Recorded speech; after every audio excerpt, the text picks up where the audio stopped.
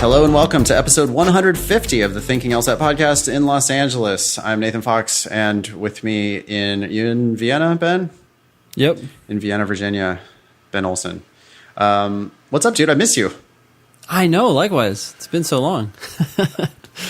Our trip to New York was so successful, and we had such a good time that we're here with a bonus episode of the podcast.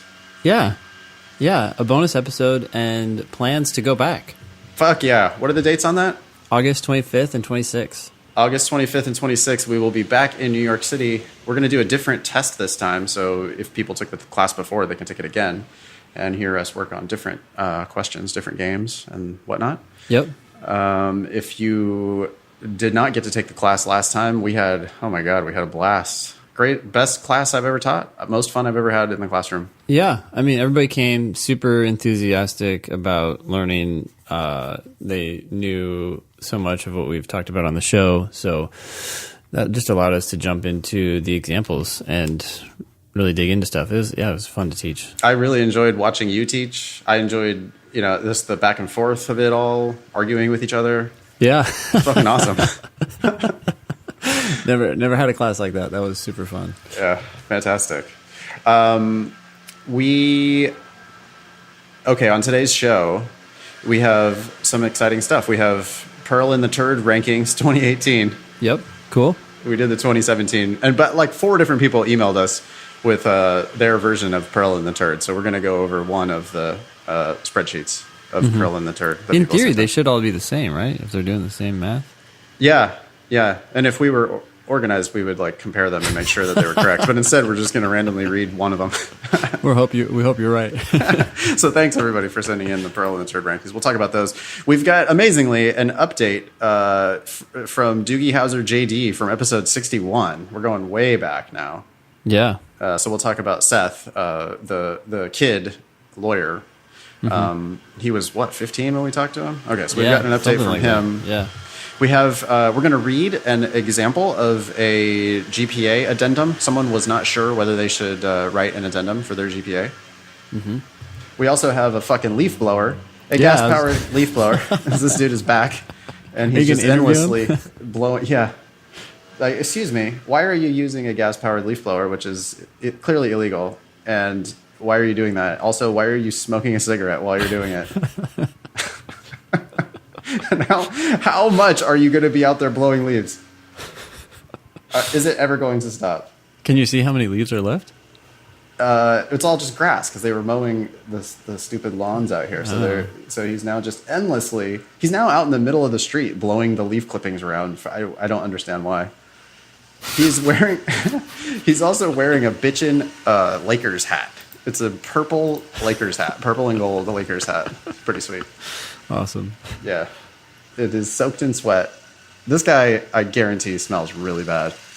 He looks like he smells super bad. He's kind of big, and he's carrying around a gas-powered leaf blower and smoking a cigarette. In the middle of summer. Yeah, this dude does not. He cannot possibly smell good. Okay, I'm hoping that he's going to go away. It sounds like he's leaving. I think everybody hear that. All right. Yeah.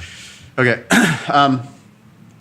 Anything else you want to add to the teaser pre? No, dude, I'm doing good. I did get some. Was it Bose headphones? Oh my goodness, I love these things. You're wearing them right now? Well, no, I'm not wearing them right now. I couldn't get the Bluetooth to connect to my laptop before we started, but and then we waited all that time for him to stop blowing the leaves. I guess I could have figured it out, but. And then he came back. Yeah. And then he came back. Peek behind the curtain. We were waiting 15 minutes for this dude to stop before we started recording the show today. And then as soon as we start recording, then he definitely comes back right outside my window. But yeah, no, these are great, dude. They got sound canceling technology and are they the big cans? Are they the big over the ear ones? Oh yeah. Oh, okay. Mm-hmm. Yeah. I have Okay, yeah, those look sweet. I have the earbud ones but it's because the thing about it is the active noise canceling. Yeah, the shits are fucking incredible. They have that for the small ones. Yeah. Oh wow. So when you wear those things, you know how they work, Ben? Well, they counteract the sound with the equal sound, right? Or an opposite sound. It's fucking science, dude. Oh, no big deal. What they do is they hear the incoming sound. Yep. And then they instantaneously play the same sound except for out of phase. Yeah, like yeah, they play exactly. the same sound waves except for like barely fractionally off. Yeah. The shits cancel each other out so that you don't hear it. Yeah. What? Yeah. It's so cool. Dude, I'm telling you, the earbud ones, so they're not like AirPods or whatever. They're like, there's a thing that goes around your neck because it's got a battery and it's got all this like shit. Okay. But it's just like two wires and they go and they just plug into your ears like little earpod kind of things. Yeah. My buddy has a big ass loud Harley Davidson. Like this thing is fucking loud as shit. Okay. It's ridiculously loud. Yep. And if I have, I ride it sometimes. And if I have those noise canceling headphones on, I am on the motorcycle and I literally do not hear the loudest fucking motorcycle in the world. And those are earbuds. It's not like there's, it's not like the sound is not coming in.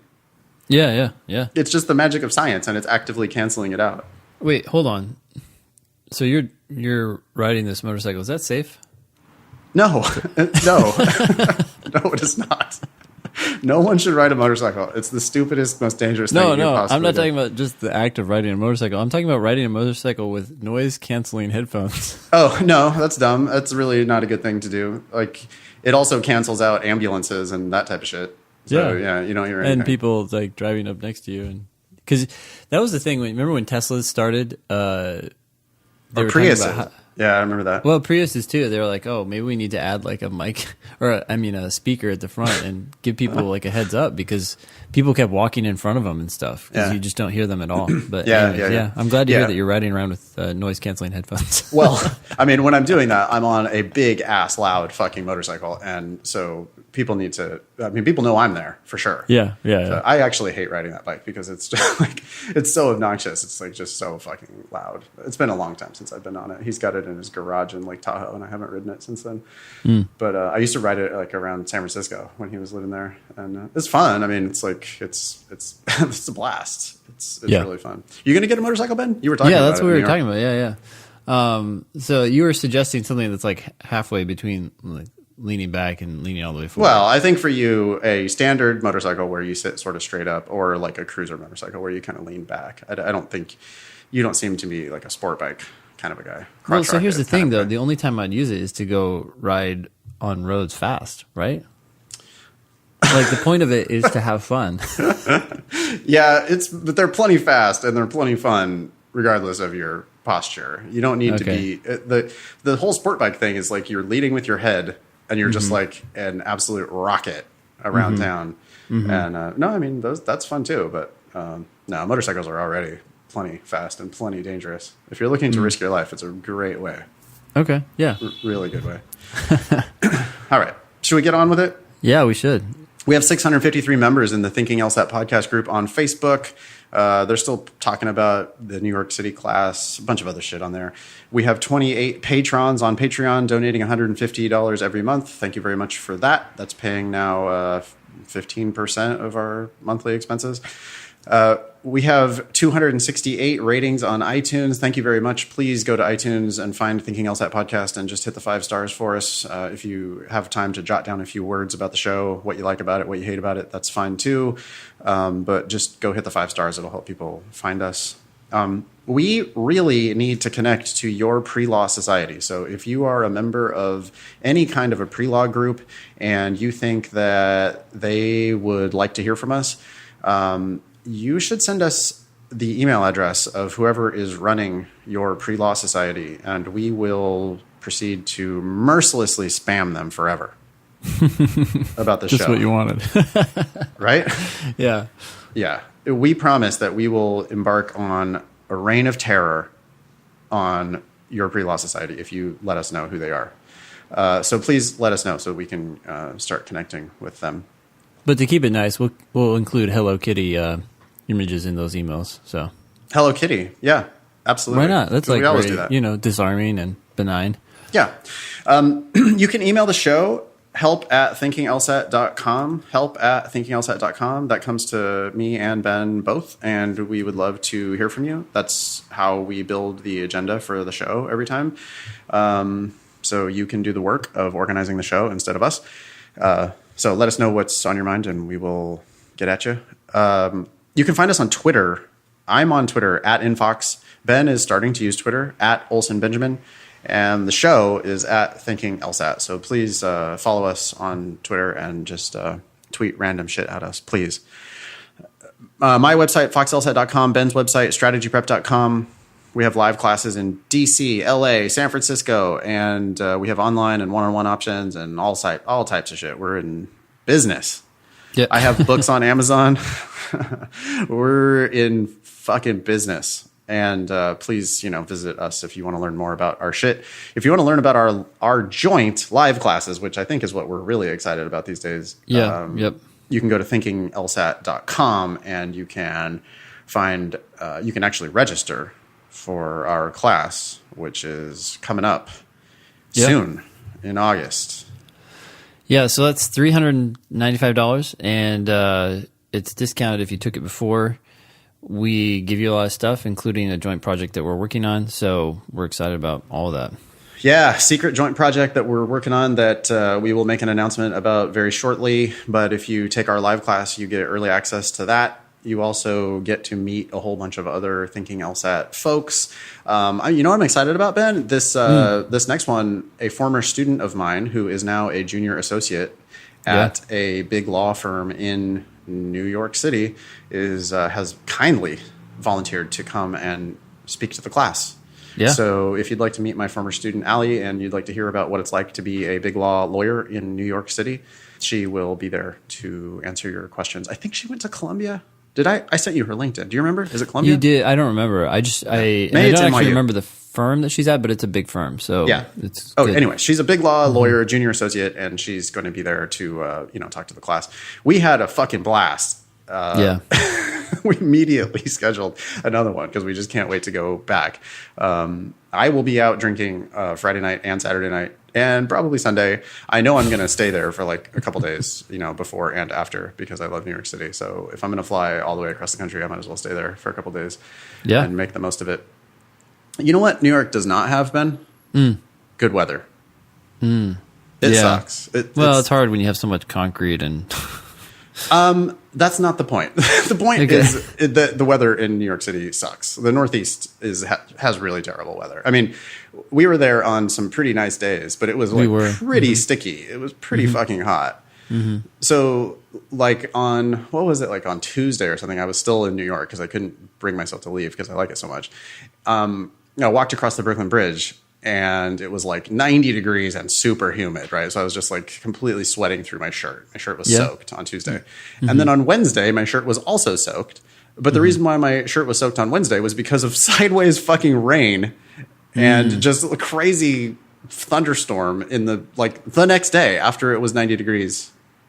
So being back in Los Angeles is dramatically different. Dude, you just needed a gas-powered leaf blower to wear around. Do you know what temperature it is in Los Angeles? I'm going to guess 72. Yes, it is. Wow. The temperature in Los Angeles is whatever temperature you would like it to be, that's what temperature it is. Did you just set it in the morning? Yes, there's a thermostat in Los Angeles. And it's permanently set at 72 degrees. I don't care if it's fucking Super Bowl Sunday or the 4th of July. It's just 72 degrees. That's cool. It's amazingly nice here. So as much as I want to be in New York more and fucking move there, I just don't think I can. The weather's too shitty. I have to be here mostly. Yeah, it's moist out here. Anyway, I am looking forward to being back in the city. It's going to be super fun. Hey, speaking of the pre-law societies, if anyone wants to introduce us to their pre-law society and there's a lot of interest, we are willing to go to other cities to do this class. This class is super fun, and I think that some other people had expressed interest around the country. Anyways. Yeah, I think, just kind of kicking around ideas. central locations where, especially destinations that people would like to go to, places that we would like to go to, and places where listeners would maybe like to congregate. So ideas are, like we talked about Chicago, we talked about Denver, we talked about Seattle. I know we have listeners in Toronto. That would be pretty fun. I don't know. It just depends. Like we need we need a significant number of people who are willing to come, but we'd love to hear from you. So if you have suggestions about where we should come, and it just needs to be somewhere good. I don't want to go somewhere shitty. Do you want to go somewhere shitty? No. Nope. No. And we're also not going to go anywhere at times when it's bad weather. Like we're going to Chicago, but we're not going to Chicago in fucking January. Yeah. That's not happening. But anyways, get ahead of us. We'll hopefully come and visit you. That would be just awesome. You want to dig into these emails? Sure. Do we have any other announcements that we need to talk about? Well, hey, so I've got to come clean a little bit here. Oh boy. Yeah. What is this bombshell? So since last year, when you've asked me what's going on, as you might remember, I've had some pretty lame responses. I've probably reported DC's weather more than anything else. But there has been other stuff going on in your life. Yeah, as you know, life has been a little more interesting. So last year, my wife and I decided to get divorced. I didn't say anything on the show because I wasn't exactly sure what to say until the dust settled from all of that. And although I wouldn't wish that experience on anyone, I can tell you that life is good and better than ever now. So I'm kind of giving you an update, about an accident after the accident has occurred and you're talking to the person who went through it and you're like, oh, well, I guess you're okay because I'm talking to you now. But, other than that, the most common question I get is about the kids. And I would just say that they're also doing very well. We live super close, so the boys can walk back and forth in a matter of minutes. We also did a good job of kind of downplaying the change and explaining the new reality of co-parenting. I'm only mentioning this now because it's hard to keep filtering what I say on the show. And I think there are too many maybe good dating analogies and stories that wouldn't make any sense coming from a supposedly married co-host. Yeah. Well, I mean, so yeah, same with me, right? Because I was engaged at the beginning of the show 4 years ago or whatever that was. 150 episodes later, I am no longer engaged and you are no longer married. And so that's where we're at. Yeah. So if you listen to the show, I can't guarantee what will happen in your relationship life, but we can see what direction it tends to head. So, in any case. Everybody breaks up all the time, especially if you go to law school. We've joked about that in the past. It's just 100% true. Relationships just normally do not survive law school and legal practice. So, I mean, relationships don't tend to survive, period, right? More people get divorced than stay married. I just recently heard from one of my best friends in the world who is now about to go through a divorce, and it's just not surprising at all. It's always kind of shocking to when you hear it, wow, really? Boy, if anybody was going to stay together, I thought it was going to be you guys. Except for the older you get, the more times that happens to you, and then you realize, basically, it's just, hey, it's fleeting. Everything is fleeting. Yeah. I don't know what the lesson is. Make the most of it, huh? Yeah, life is short. Do the best you can with what you got. Yeah, get busy living or get busy dying. There you go. Something like that. I don't know. Yeah, that's it. Okay. Well, thanks, Ben, for the update. People, I'm sure listeners really appreciate that because I have heard from people. People have been kind of whispering, wait, Ben, is he? I've heard a little bit of that talk. Yeah. Okay. So now everybody knows. We're out in the open. It's out. Okay. Perfect. You want to read this first email? Yeah. So this is from Seth. The Doogie Howser JD from episode 61. This kid, yeah. I remember being super skeptical of this kid. Yeah. Back in the days. Well, here's what he says. He says, "Hi, Ben, ! I hope Nathan and you are fantastic. 1L at Alabama went very well. I spent the first half of this summer at the Office of the Attorney General of Alabama and the second half of the Montgomery County Public Defender's Office. I've now seen both sides. I just became a junior editor of the Law and Psychology Review. I plan on spending next summer in D.C., Atlanta, or Mobile, Alabama, and I intend to become a prosecutor, but have a growing interest in contracts litigation. I've matured a lot over 1L, and I'm continually inspired by the lack of young and responsible conservative leadership. Reasonable. I'm sure you young and reasonable conservative leadership. Oh, young and what did I say? You said responsible. Oh, responsible. Yeah, well, they should be responsible too. I'm not surprised you've matured, Seth. I mean, just the mere fact that you've gone from 16 to 17. Yeah. Now that you can get your learner's permit, of course it's very, that's the thing that makes you mature. Yeah, absolutely. Okay. Wow. So anyways, he just goes on. I appreciated your guidance when navigating the LSAT. I've pointed several students in your direction since then. I'm confident you've continued to greatly improve students' prospects. Thank you. Yours, Seth. Dude, Seth, that's awesome. We're proud of you. I'm sure anyone would mature in their first year of law school, and even more so if you're 16 or 17. I hope that's continues to go well. Yeah, and I look forward to speaking with you when you no longer describe yourself as conservative. When I was 16 or 17, it came from a conservative background and described myself as conservative. That was before I went to college and read a bunch of books and learned about science and smoked weed and had fun and realized that I didn't want to be, uptight anymore. But I like it. I like it. So to be fair to our conservative audience, what about what's that book? This is a famous book. Jeez, I can't. Milton Friedman's book. Okay, he's a conservative. The Invisible Hand. No, Milton that's Friedman? Adam Smith, man. Oh, that's Adam Smith. Wait, Milton Friedman is. Milton Bradley. No, Milton Friedman. I think now I'm nervous. Let's see here. Milton Friedman. Yeah, man. Milton Friedman. Yeah, Adam Smith is definitely Capitalism and Freedom. That's a good book. You should read that. You don't want to just, not all books are liberal. Well, I am a capitalist. Don't get me wrong. I understand that the capitalist system is basically the better one. But that doesn't mean that we can't have a fucking social safety net. It doesn't mean that we can't have health care.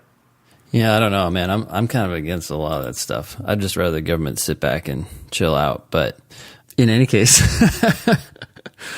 on that note, don't you think that everybody should have access to healthcare, Ben? Don't you think that it's better to have a healthy society? Have access to healthcare? No, I think I don't know. Man, I think it's impossible to. Have you been to Europe?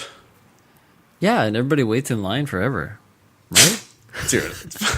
It's so much fucking nicer than it is here. Are you kidding me? Look. Healthcare is unsatiable, right?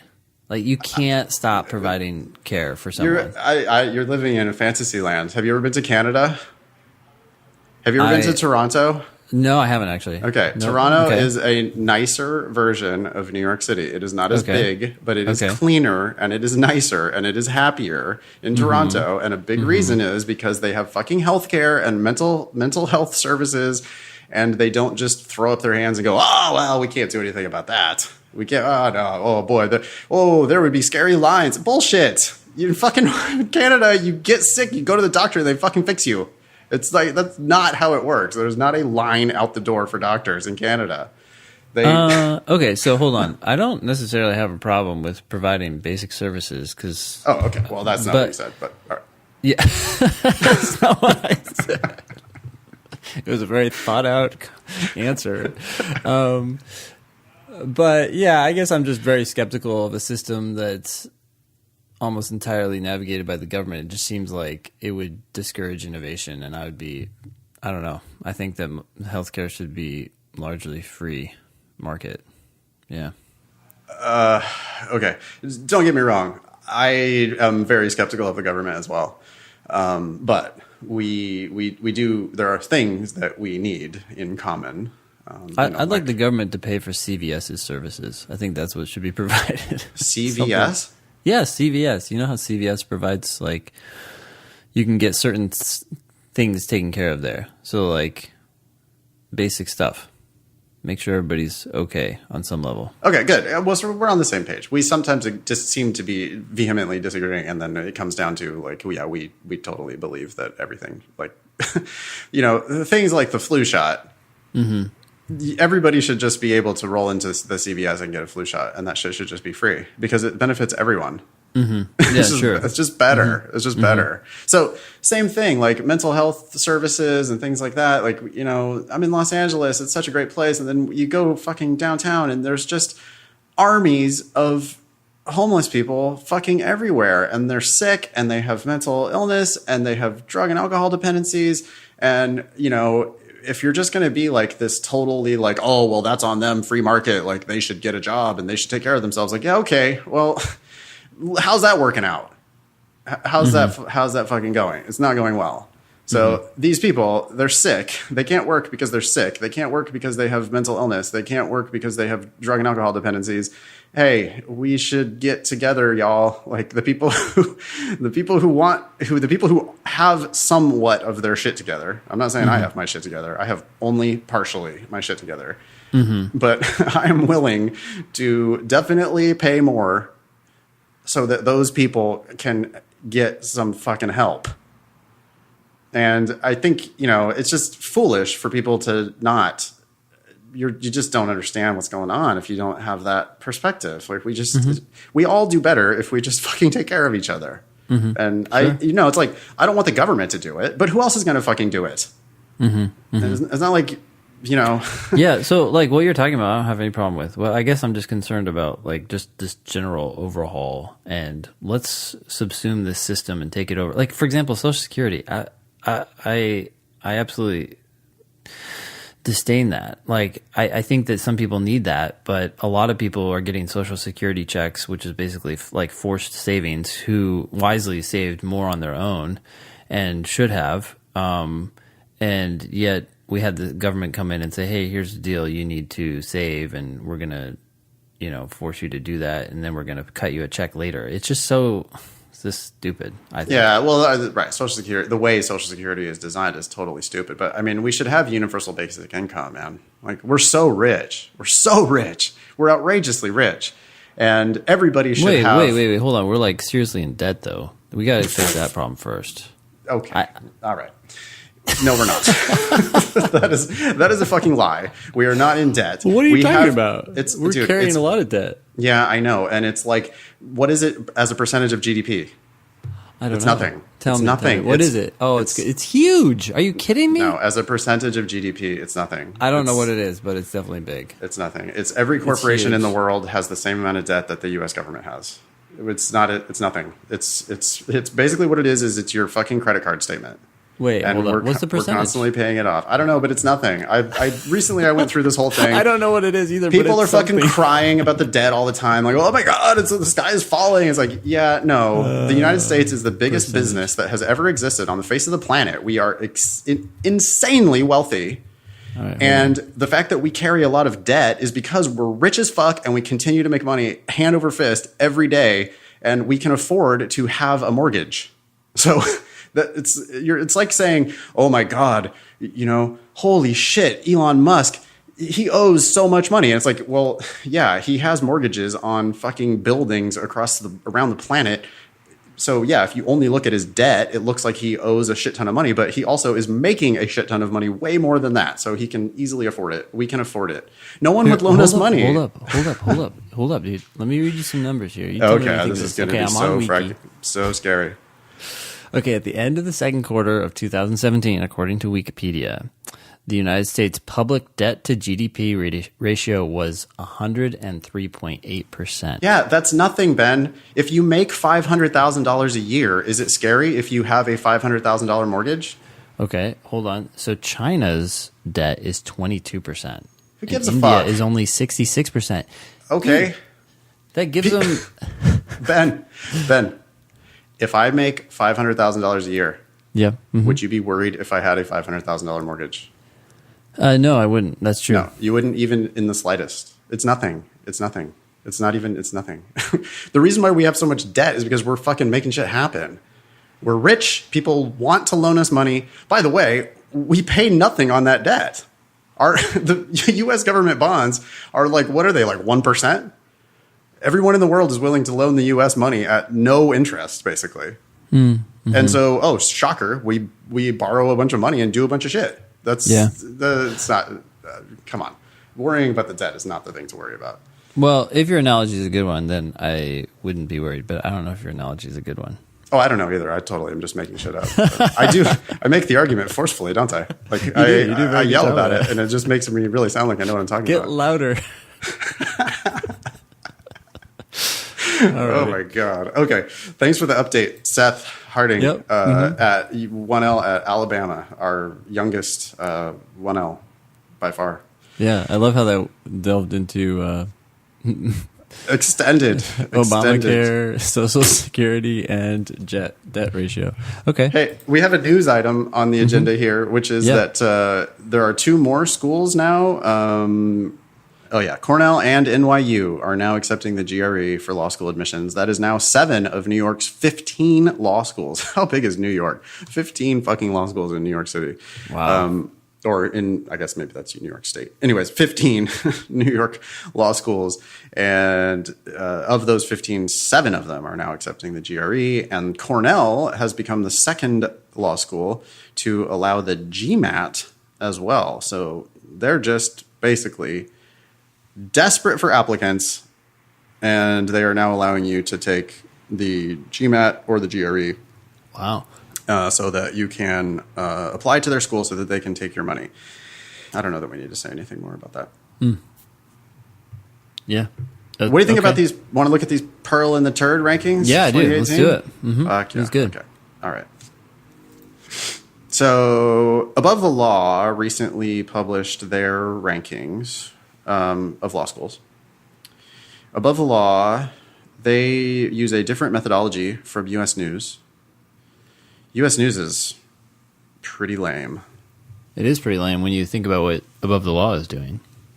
Yeah. So what's the difference? You want to describe for the Well, listeners if I were the to difference? summarize it in a word, I would say U.S. News and World Report bases their law school rankings on essentially reputation. Like, I'm not saying that's the only factor, but if you sum up everything that they're looking at, it's like they're basically looking at the school and saying, which one has the best perceived value? Whereas, because they use as part of what they do is like actually a survey. yeah, Is that right? A survey? Who do they survey? they survey prominent attorneys, judges, the legal community. Yeah, so And that's it's like, one what of do their you factors. think? Yeah, What is your opinion of what the best law school is? yeah. This Okay. could be a great LSAT question. Yeah. And but not only that, I mean, they also, as everyone knows, they base their rankings on LSAT scores and GPA. But in my mind, those are still indicators of perceived value, not actual value. Whereas Above the Law, from what I remember, looks at how many people get a job when they graduate, what kind of job do they get, how many people pass the bar. In other words, they're looking at results. So in my mind, U.S. News is perceived value and Above the Law is actual value. Yeah. Well, U.S. News, I mean, they do have like objective criteria, but some of the objective criteria that they use are also stupid. Like, don't they use like size of the law library? Or at least they used to. Yeah, or number of chairs or something like that. Number of it's crazy. faculty. That's perceived value. You don't care how many people are at your school. You could say, oh, it's so wonderful that I have a 10-to-1 teacher ratio or a student to teacher ratio as opposed to a 20-to-1 student to teacher ratio. But none of that matters if the school figures out how to help you pass the bar and get a job that's in the legal field and pays well. Who cares how many teachers you had or how few teachers you had? Yet that's the kind of thing that U.S. News and World Report is all obsessed about, is perceived value. And mostly when people talk about law school rankings, they still kind of foolishly just default to the U.S. News rankings, right? Yep. The T14, as it's called, is always the U.S. News T14. By the way, the T14 for U.S. News and the T14 for Above the Law is the same 14 schools. They're in different order, but they're the same schools. Got it. Okay. But U.S. News, so there is like obviously some actual value in the, the U.S. News ranking. The perceived thing is, value is not like necessarily false. It's just right. Well, it can be shaky, right. Exactly. Right? It can be perceived to be high value because it actually is in fact high value. And I think that's true of Harvard, Stanford, Yale. Like the very best schools. I think. Although notice what we're doing there. We're just like we're judging the value, its perceived value, based on our perceived value. Yes, absolutely. Yeah, circular reasoning for sure. Yeah. Mm-hmm. So the above the law rankings use employment stuff. That's what I understand. Yeah. Yeah, like basically what they're really focused on is, do you end up with a lawyer job? Mm-hmm. Like not a fake, like just any job, not a JD Advantage job. Oh my goodness, which is a lot. Well, yeah. I mean, like when you ask law schools for their employment statistics, they very frequently want to show you the number of, well, here's the jobs where it's like either a JD required or it gave you an advantage. Mm-hmm. The stupid thing about that is that you could count any job as JD Advantage. Yeah. Right? I mean, you got a job at Starbucks and you had JD on your resume. JD gave you an advantage. You're going to be manager sooner than the other folks there. Yeah, exactly. So that's just a fucking lie. So you need to focus on just, is it a lawyer job? Are you using your law license? Yeah. Mm-hmm. Yeah. So that actually causes a bit of a weird discrepancy at the very top of the above the law rankings. So this year, above the law, number 1 is Chicago, and 2 is Virginia, and 3 is Duke. Yeah. And you end up at number 4, Harvard, number 5, Stanford, 6, Penn, and then 7, Yale. So, of course, Harvard, Stanford, Yale are still up there. But those schools don't do as well in the above the law rankings because there are many people who take jobs that are not technically JD required jobs after going to Harvard, Stanford, Yale. Yeah. And they even mentioned this on the Above the Law podcast, where like people who go to Harvard, Stanford, Yale, I mean, you end up like crazy things. Like you get appointed ambassador to, to some foreign country, and it doesn't technically require a JD. But still, so like because the some of the employment outcomes are just like different, unexpected at those schools, then those schools tend to not do as well in the rankings. But even the above the law people recognize that, hey, yeah, Chicago is ranked number 1, but actually probably number 1 is really Yale. Yeah. Okay. Yeah. Anyway, so we started talking about looking for hidden gems. Mm-hmm. Right? Long time ago, we had the crazy idea, like, hey, what if we took the U.S. News and World Report rankings and we took the U.S. News ranking minus above the law ranking. Mm-hmm. Mm-hmm. And that gives you the people who show up high on that list end up being what we call pearls. And schools that rank really low on that list end up being called turds. Yeah. If your U.S. News ranking is dramatically higher than your above the law ranking, then you're a turd. And if your U.S. News ranking is dramatically lower than your above the law ranking, then you might be a hidden value. So that's the pearl in the turd. Pearl in the turd. Yeah. So the question is, are you going to go to a turd or a pearl? Yeah. Yeah. So I guess we should look at some of the ones that do really, really well. Yeah. Number 1 this year, pearl. Yeah, number 1 pearl. Let's see here. I'm scrolling down. University of Illinois. No? No. I think you need to scroll over to the right. Wait, where am I? Oh, shoot. Oh, wow. University of Tulsa. Yeah. University of Tulsa comes in at number 1 on the Pearl in the Turd rankings this year because U.S. News somehow has them ranked the 101st best law school in the country. Yeah. But based on employment outcomes, Above the Law has them ranked 37th in the country. Wow, 37. That's crazy because that's like up there with George Mason and. Yeah. Oh, okay, cool. I think we're always just randomly speculating on the show as everybody's used to, but I think Above the Law, I recall, also uses like cost of living, so they actually factor in. They're trying to factor in like value. Okay. And because they factor in value, like what the tuition is and how much it costs to live there, places like Tulsa what is that noise? You wouldn't believe it's... leaf blower? it's a guy riding on a lawnmower. They're doing my lawn. So, wow. Thank you. This is the lawn care edition of apparently the Thinking LSAT podcast. So places like Tulsa, Oklahoma, it's cheap to go there. It's cheap to live there. and they have pretty good employment outcomes. And so Tulsa tends to rank, so look at the very top of this list. We have University of Tulsa, Louisiana State University, University of New Mexico, St. Louis University, University of New Hampshire. It's like, what are 5 places that I would never like to live? Those are them. Yeah. So you got to take it with a little bit of a grain of salt. The biggest turds. What are the biggest turds? What are the top turds? Notable. Yeah. Wait, we have notables. Arizona State, minus 22. Arizona State with a minus 22. Uh-oh. Ooh. I like the note. So George Washington University has a minus 20. That's where I went to school. Thank you.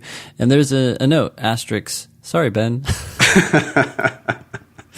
So they're ranked 24th in the country by U.S. News based on things like reputation and from other lawyers and judges and podcast hosts, professors and, and shit, people who just think it's a good school. And above the law is like, well, actually, for the cost, and when you think about living in D.C. and when you think about the employment outcomes from that school, we've actually got them ranked 44th. Wow. Okay. So that gives them a minus 20 on the turd rankings. I'm going to cut my donations to that school in half. From 0 to Yep. 0?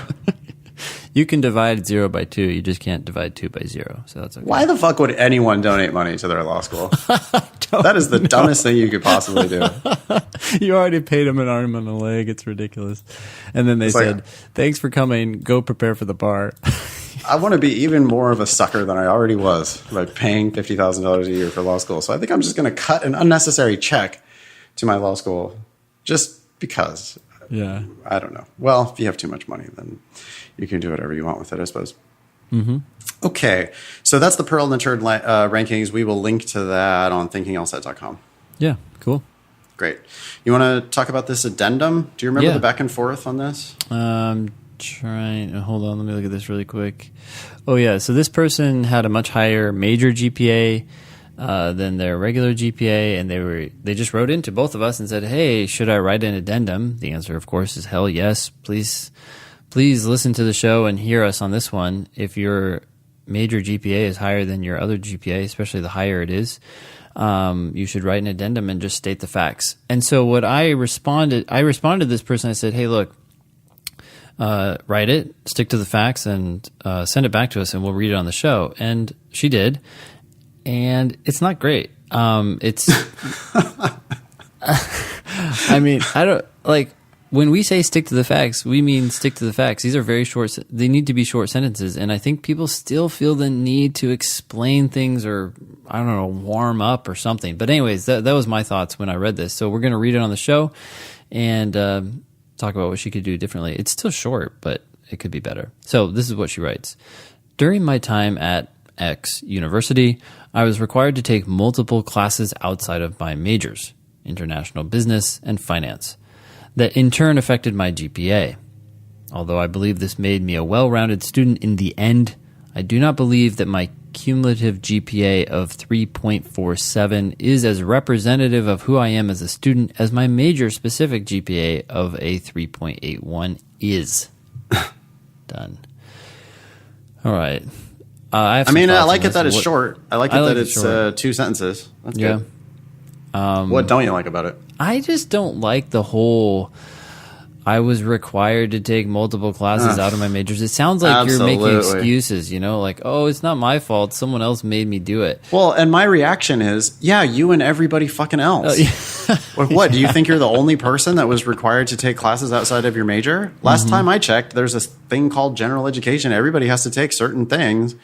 So the fact that you were, poor you were required to take classes outside of your majors. Yeah, it's funny because it's like too much explaining. It's just you open yourself up for this like really natural criticism. Yeah. Yeah, I hate it. Just get rid of it. Just cut it. Totally unnecessary. You don't even, they know all this too. I would just say. You also don't need to say during my time at blank school. They have your fucking transcript in their hand. They know where you went to school. Yeah. You don't need to say any of that. Honestly, this is all I would say. I would just say, I majored in finance and international business. And by the way, I would reorder those. You wrote international business and finance. The only reason it's mildly confusing is that sometimes people could apply the international to both, but your 2 degrees are finance and international business. Okay. I think the major might be called international business and finance. But anyway. That's outside of my majors? I don't know. Oh, shit. It does say majors. Yeah. Oh, yeah. So then see, that, exactly. Like, right. There could be a major that's international business and finance. That sounds like a thing. Right. But anyways, to avoid confusion, you can put the one with the adjective later. People do this. I see this all the time. Anyways, so you write, I would just say, hey, I don't even know if you need to say this, but if you want to clarify that you had 2 majors to make it more stick out in their mind, I would say I graduated with 2 degrees or 2 majors, or I studied 2 majors or something like that. Right? I had 2 majors, finance and international business, period. My overall GPA was 3.47. But my major GPA was 3.81, and just end on that note. Yep. You don't need to make excuses. You don't need to explain anything. What we're trying to do is we're trying to get the number into their head, and if you end on the 3.81, that's good. But wouldn't you include, although I believe this made me a well-rounded student in the end? Yeah, I should have included that. Yeah. Although these lower grades made me a well-rounded student. Yeah, it's like, you just don't stop with the editorializing. Lawyers like facts. The people that are reading your application are, if they're not lawyers themselves, they are lawyer adjacent. And you just go ahead and state the facts. But by all means, write this addendum, because it's you're pointing their attention to a higher number. Like they could ignore it. Yeah, I mean, they probably will, but maybe they won't. And they also will appreciate that you made the argument. Lawyers make arguments. Lawyers marshal facts to advocate for things. And so you marshal facts to advocate for yourself, and you can cut out all the bullshit, and you can just say, my overall GPA is 3.7, but my double major specific GPA is a 3.81, period. Yeah. Bye. One thing to think about here is when you write this addendum, what you're doing is you're inviting the admission officers to opt out of this information rather than to opt into it, right? So if you don't write this addendum, then they have to go figure this out on their own. They have to say, oh, well, I wonder what their major GPA is. And then they have to calculate it. And how many people are going to opt into that choice? Not very many.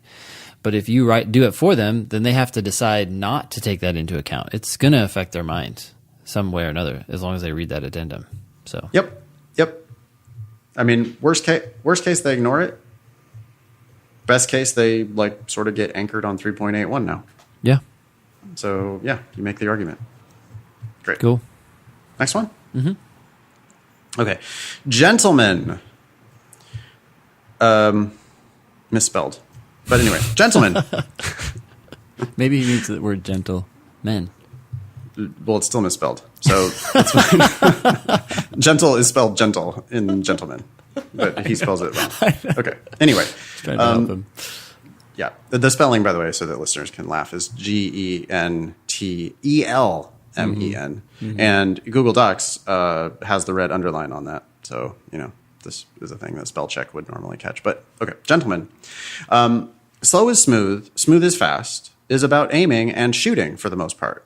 Thus, it is an even better analogy for test purposes than you originally thought. If you're in a firefight, who gives a shit if you get the first 3 shots off and miss? 1 shot on target will, at a minimum, reset your opponent's aim, giving you plenty of time to get a good shot 2 if needed. You may also have limited ammo. Those are questions, according to this analogy. Mm-hmm. Don't waste it being a spazoid. I've been getting a few of your podcasts in per day, so again, thanks. Second diagnostic test, 155 with a -0 on games. Getting almost everything right, just running out of time. Oh, okay, so -0 on questions attempted, which you should be doing on games. I have yet to study games, and am determined to study everything until my score is epic. Okay. IDGAF, parentheses, don't give academics fuck, e.g., don't pay for law school. Oh, So- this is an attempt at an LSAT IDGAF Yeah. acronym because we asked about that. Yeah, so we have two. So what was the real acronym that we came up with just the other day? It was SCPR. SCPR. Yeah. I do not remember what that was. Okay, it was obviously very effective. Semicolon privileges have been revoked. No. Yeah. Okay. I'll remember that. Okay. No, I won't. But IDGAF, and he wants it to be I doesn't count. So we're just just don't worry about the I. And then he wants it to be don't give academics fuck. Huh. Okay, we're gonna work on it. Oh, how about wait? I got one here. I think we can beat it. I do GPA addendums for fun. No. Okay, well, we'll work on it. We need a sorry. IDGAF LSAT acronym. Apparently, It's kind of a bad acronym. It sucks. It's too long. IDGAF. Yeah. Yeah, it's only for texting. Can't say Also, it. it means I don't give a fuck, which is awesome. But Which is it's like, is that improvable? yeah. Okay. Anyways, that is Deacon. Thank you, Deacon, very much for your email. Yeah. And yeah, thanks for clarifying the slow is smooth is fast. I do like that. I mean, and I understand the shooting analogy for sure. Like, let's do one shot and have it be on target, Yeah. and then You- take another shot instead of waste just fucking blasting off. Sure. You waste a minute and a half on a question and then get it wrong. Like, you might as well have just sat there and laughed at the person next to you. Right. Yeah. Well, it would be much better because you could randomly guess on that question and you'd still get it right 1 out of 5 times. Yeah. If you like spaz out and miss the question because you don't spend enough time on it, not only have you wasted some time, but you've burned up your 1 out of 5 random free point Yeah. that you get by randomly guessing. Okay. You want to do this next one? Yep. Hi, Ben and Nathan. You're welcome to read this on the podcast, but leave out my name and school. Just call me Susan. Okay. For some reason, that made me think of that movie, Monsters vs. Aliens. Susan. You know, she's really big. Anyways. I didn't see that movie. Oh, you should see Was it good? Yeah, it was good, at least if you have kids. Yeah. Do you have kids, Nathan? Absolutely not. That we don't know I do about? not have and do not want. No, thank you. Well, I'll let you vicariously adopt mine when they visit. Your kids are cool, Ben. I mean, They are the cool. two that I met, they were Yeah. super nice. No, they are actually really cool. We got sure compliments when we went to Idaho on the plane for their decorum. Nice. Yeah. good. Anyways, she says first, well, I guess second. Okay. I cannot thank you guys enough for giving all of us LSAT takers good advice in a fun way. It is nice laughing about something that scares the pants off me. I've actually had dreams of showing up to the test without pants on. Okay. All right. I have a couple questions, so I'll try to make it brief. 1, I took the LSAT for the first time in February, and my nerves really got to me. I was self-testing at an average of 164, and I was feeling fairly confident going in. But once I got into the room, it was as if I had never seen the test before in my life. I swear I actually blacked out for the first section, which was thankfully the test section. Okay, the experimental section. But my heart was racing for the entire test. I was especially flustered during the games and ran out of time. Even though I ended up doing okay, 163, that's not anything really different than your average. I'm taking the test again in July. What is your advice on keeping nerves under control on test day? Take a deep breath anytime you feel like you're stressed out, and keep in mind that you have 35 minutes. So a 30-second break to regain control of the test is worth every second that you spend doing that. And it also sends an underlying message to your brain that you don't need to rush. Yep. And you don't need to speed through everything. You're in control. Remember that it's just another practice test because these tests, or at least the disclosed ones, literally are practice tests. They become a practice test Yeah. forever after the test. It's like Yeah. it gets released and then it becomes a practice test. So the tests are practice tests, and you need to treat it as if it's just another practice test. Mm-hmm. Don't shoot for the fucking moon People really they think that they're supposed to go in and try to get their very best score on the day of the test, which is really a problem. Mm-hmm. You need to just basically achieve a score that's in the middle of your range. That's what you're going for. You're going to play the game that you actually have, not the game you wish you had. You're going to do things that you can actually do. You're going to do what you can. You're going to understand the things that you understand. You're going to get the easy ones right. Yeah. And it's going to be just another practice test, and you're looking for something right in the middle of your range.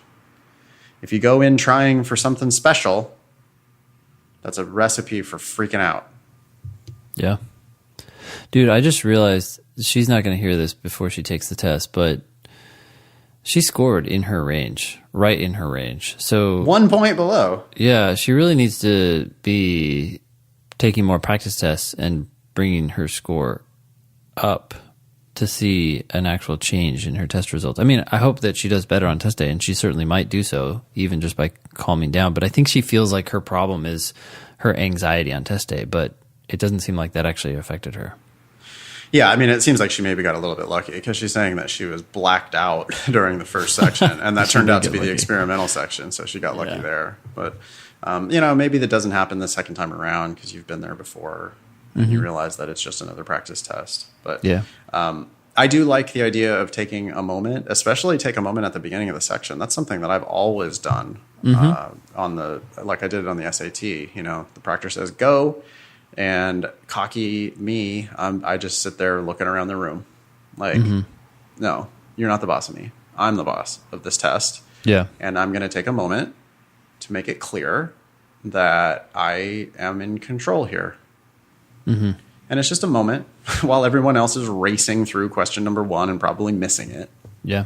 And you just take that moment and then you start question number 1. It's amazing. I say this in my classes all the time, and then I administer a 35-minute section, and I say go, and 100% of the people in the room immediately start working on number 1. Yeah. And I'm like, is this thing on? Are you hearing me? Hello? Hi. I just told you the story. The guy who scores awesome on every fucking test he's ever taken in his entire life just told you that when the proctor says go, you don't necessarily need to go. That you could take a moment and get in control of yourself. And then I proctor a section, and nobody takes my advice. There you go. I don't know. I talk too much, so nobody listens to me. Which is, I get that. I guess. I think they don't believe. I mean, I ask people, I've done that same thing before, and then I've asked them after the fact. I'm like, why didn't anyone take a half second just to, take control of the test? And they're like, well, we don't have time. And I'm like, wait, didn't we just have this discussion? You have 35 minutes. Take 15 seconds. 15. To look around at everybody and see them putting their head into the paper, and they're like, I don't have time to wait. And it's just like, okay, well, we got to keep saying it until you believe it. Yeah. I mean, 15 seconds. You have 140 15 seconds, Yeah. Okay, you're going to have 140 15 seconds. You're going to have 140 15 seconds to work on this section. Okay, you can burn the first one of those 140 15-second increments on getting yourself in control. Yeah. So that you can more efficiently and more accurately answer the questions correctly. In the remaining 139 of those. Yeah.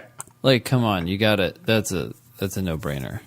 It is a no-brainer. Yeah. Maybe I'll tell my class they're not allowed to start working on it. I'll be like, okay, the clock is ticking, but I don't want anybody. You're not allowed to do it. You're not allowed to work on it for the first 15 seconds. Yeah, there you go.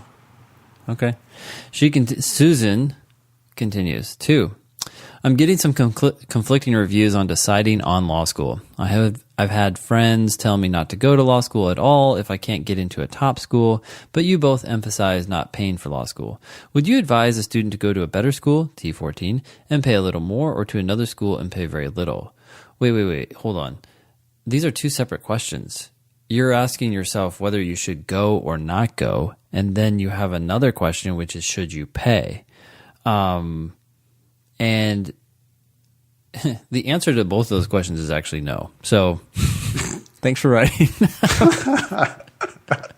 Well, the first question, should I go to law school? Yeah. My question to you is, Can you live without being a lawyer? Like, do you have to be a practicing lawyer as your career? Yes or no? And if your answer is yes, I must be a practicing attorney. Yep. Well, then you should go to law school. Yeah. If your answer is, I don't know, then no, you absolutely should not go to law school. Don't go until you figure that out. Yeah. Don't go until you are certain that you are only going to be happy in your career if you are a practicing attorney using your JD to practice law. Otherwise, do not go to law school. Okay, that's clear, I think. Yeah. Now, should I pay? Then the next question is, should you pay? And the presumption is no, but there might be exceptions. Right. Except for I'm still looking for one. Because I still have never seen one. Even though I've been yelling about this for 2 years, the rebuttable presumption of don't pay for law school has yet to be rebutted.